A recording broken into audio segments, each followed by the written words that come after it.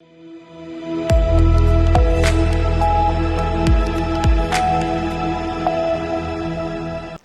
के बाद आप सभी का स्वागत है सी न्यूज भारत में। नमस्कार, मैं हूं रत्ना। इस बुलेटिन में हम आपको रूबरू करवाएंगे देश के तमाम जिलों से आ रही प्रमुख खबरों से।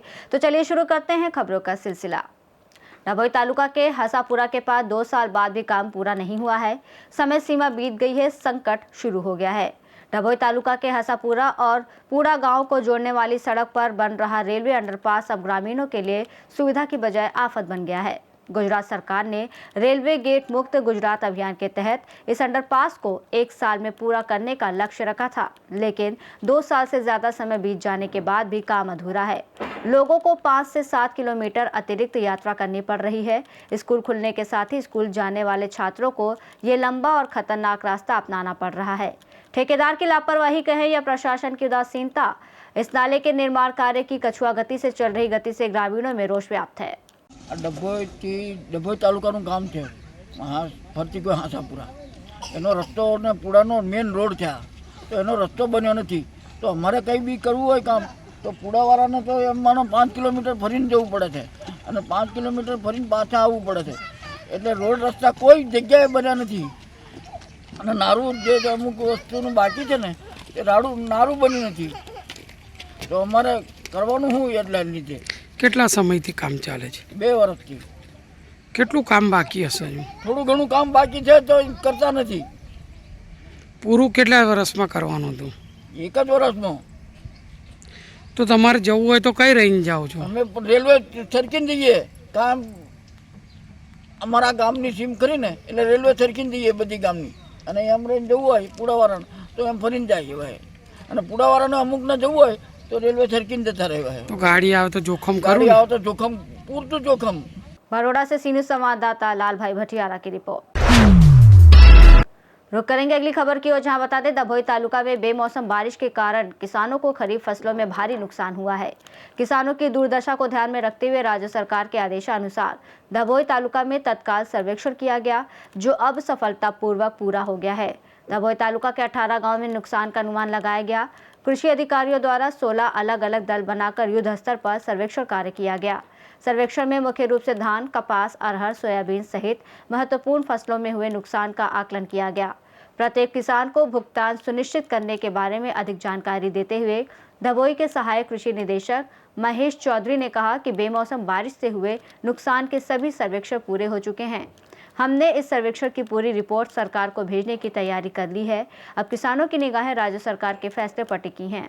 ડભોઈ તાલુકાની અંદર તાજેતરમાં થયેલા કમોસમી વરસાદના કારણે ખેડૂતોને ખરીફ પાકોમાં ઘણું બધું નુકસાન હોવાનું માલુમ પડતા સરકારશ્રી દ્વારા આદેશ કરતા અમે ડભોઈ તાલુકાના 118 ગામો માટે જુદી જુદી 16 ટીમો બનાવીને સર્વેની કામગીરી પૂર્ણ કરી છે। અને ખાસ કરીને ખરીફ ઋતુની અંદર અત્યારે ડાંગર, કપાસ, તુવર, સોયાબીન, મગ, મઠ, અડદ વગેરે પાકોમાં નુકસાની હતી, તે તમામનું સર્વે પૂર્ણ કરાવ્યું છે। એ સર્વેનો અહેવાલ અમે તૈયાર કરીને ગવર્મેન્ટમાં મોકલવાની તૈયારી કરી લીધી છે। અહેવાલ મળ્યા બાદ સરકારશ્રી તરફથી જે પણ નિર્ણય લેવામાં આવશે અને જે મુજબનું ચૂકવણો માટે કાર્યપદ્ધતિ નક્કી કરવામાં આવશે તે મુજબ દરેક ખેડૂતને ચૂકવણું થાય તેની અમે ચોક્કસ તકેદારી રાખીશું। बड़ौदा से सी न्यूज संवाददाता लाल भाई भटियारा की रिपोर्ट। इसी के साथ रुक करेंगे अगली खबर की ओर, जहां बता दें जालना के खादगांव शिवार इलाके में लापता एक विवाहित महिला का शव कुएं में मिलने से इलाके में सनसनी फैल गई। मृतका के मायके पक्ष ने आरोप लगाया कि महिला को दहेज के लिए प्रताड़ित किया गया और हत्या कर शव कुएं में फेंका गया। मृतका सानिया फारूक शेख अपने पति के साथ खादगांव शिवार में रहती थी। वो 2 नवंबर को घर से लापता हुई थी और परिजनों ने चंदन झीरा पुलिस थाने में शिकायत दर्ज कराई थी। 2 दिन की तलाश के बाद स्थानीय लोगों ने कुएं में उसका शव तैरता हुआ देखा। पुलिस ने मौके पर पहुंचकर शव को बाहर निकाला और जिला सरकारी अस्पताल में पोस्टमार्टम के लिए भेज दिया। पुलिस ने मामले में 4 संदिग्धों को हिरासत में लिया है। इस घटना ने पूरे क्षेत्र में शोक और गुस्से का माहौल पैदा कर दिया है। लोग आक्रोश व्यक्त कर रहे हैं कि दहेज की लालसा ने एक और युवती की जान ले ली। अभी बता क्या बात? 28 मई 2023 को हमारे भांजी की शादी शेलगांव के दिलावर भाई के बेटे के साथ हुई थी और 2-4 महीने उन्होंने अच्छा संसार करे। उसके बाद उन्होंने जो है तो लड़की को बार बार डिमांड करने लगा, मायर से पैसे लेके आ करके हमको ये लेने का, गाड़ी लेने की, कार लेने की, इसके वास्ते पैसे मांगे। लेकिन इधर के लोग बहुत गरीब थे, पैसे नहीं दे सकते थे, तो वो लड़के को ज़्यादा टॉर्चर कर रहे थे। 1-2 बार हमने समझा बुझा के उनको भेज दे भी, लड़की ने बोले हमको बहुत तकलीफ है करके, लेकिन हमने बोले उसको अभी तो तकलीफ संसार करते वक्त होती रहती, तो हमने समझा बुझा के भेजे, लेकिन वो लोगों ने तकलीफ देना कुछ कम करे नहीं। बाद में फिर अब 2-4 दिन पहले भी वो आए थे वाकत, जब भी उन्होंने पैसों की डिमांड करे, लेकिन अब ये बहुत ही लोग गरीब उन्होंने पैसे दिए, फिर यहाँ से जाए बात उन्होंने लड़की के साथ ऐसा कम ज़्यादा कर डाले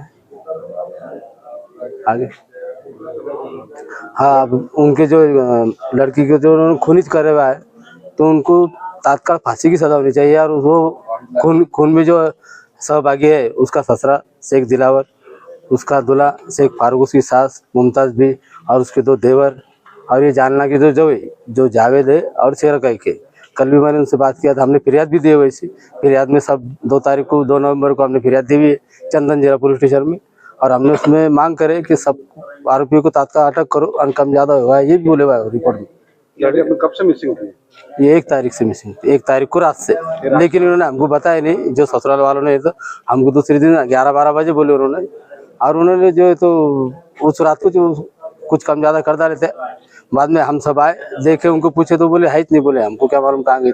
हम कुछ पूछ रहे, तुमने कहीं छुपा के रखे होंगे, ये करे होंगे, वो करे होंगे। लड़के के साथ उन्होंने क्या करे, इसका शेयर करते हैं? हाँ, लड़की को हादसा करे होंगे उन्होंने, तो उन्होंने लड़की का गला दबा के मार डाले, क्योंकि लड़की की जबान बाहर आई हुई है। अभी जो पानी में बाहर निकाले थे, ज़्यादातर डूबने के बाद जबान बाहर आती नहीं, आप सबको मालूम है, समझो। हाँ, बॉडी कहाँ मिली? बॉडी उनके खुद के बॉडी में मिली, शिवार खासगांव शिवार। बच्ची का नाम सानिया है। आप कौन है उसके? मैं उसको मामू हूँ, मेरी भांजी है वो। क्या नाम आपका? मेरा नाम रियाज का पठान।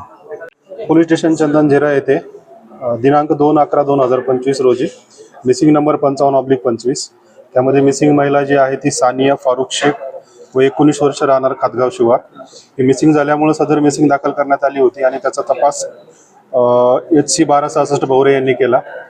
2 दिवस सुमारे याचा शोध घेतला, परंतु तो मिळून आला नाही। त्यानंतर दिनांक आज रोजी जी आहे सदरची महिला ही त्यांच्या शेत शिवारातील विहिरीमध्ये मयत अवस्थेत मिळून आलेली आहे।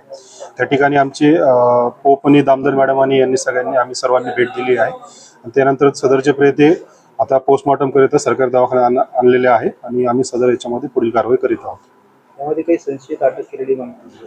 आता यांच्या मयताचे जे नातेवाईक आहेत त्यांच्या म्हणण्यानुसार पुढील कारवाई केली जाईल। त्यांनी जर कोणावर संशय व्यक्त केला तर त्याप्रमाणे गुन्हा दाखल करून आम्ही पुढील कारवाई करू। जालना से सी न्यूज़ संवाददाता शबीर पठान की रिपोर्ट। बात करेंगे जोधपुर की, जहां जोधपुर में गुरु नानक देव जी के प्रकाश पर्व के पावन अवसर पर केंद्रीय संस्कृति और पर्यटन मंत्री गजेंद्र सिंह शेखावत ने बुधवार को जोधपुर स्थित गुरुद्वारा श्री गुरु सिंह सभा पहुंचकर गुरु नानक देव जी को नमन किया और श्रद्धा पूर्वक अरदास में सहभागी बने। गजेंद्र सिंह शेखावत ने सिख समुदाय समस्त देशवासियों को प्रकाश पर्व की हार्दिक शुभकामनाएं प्रेषित करते हुए कहा कि गुरु नानक देव जी का जीवन हमें मानवता, सेवा और सत्य के मार्ग पर चलने की प्रेरणा देता है। उन्होंने कहा कि गुरु नानक देव जी के उपदेश आज भी समाज में समरसता, करुणा और सह अस्तित्व के मूल्यों को सशक्त करते हैं। इस अवसर पर गुरुद्वारा परिसर में आयोजित रक्तदान शिविर में गजेंद्र सिंह शेखावत ने सक्रिय सहभागिता निभाई और रक्तदाताओं से संवाद कर उनका उत्साहवर्धन किया। कार्यक्रम के दौरान त्रिभुवन सिंह भाटी, प्रतिपाल सिंह वलेचा सहित अनेक जनप्रतिनिधि, गुरुद्वारा प्रबंधक समिति के पदाधिकारी और श्रद्धालु मौजूद रहे। जोधपुर से सी न्यूज़ संवाददाता आनंद शर्मा की रिपोर्ट। इसी के साथ इस बुलेटिन में बस इतना ही। देश और दुनिया की तमाम बड़ी खबरों के लिए देखते रहिए सी न्यूज़ भारत।